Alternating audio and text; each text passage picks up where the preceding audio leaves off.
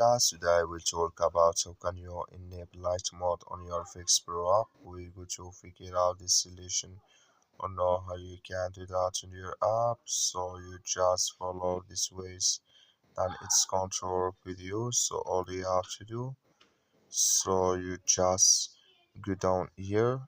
So you click here on more down here, and you just click here on more, then it's going to take you to this list. It's going to show for you like this here.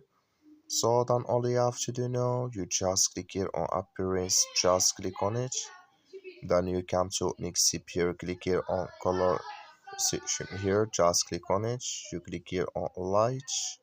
So then here automatically it's going to change with you to light mode like you see now. So that's all you have to do to change to light mode. That's all. Thank you for your watching. Don't forget to support us by liking, subscribe. Thank you for your watch.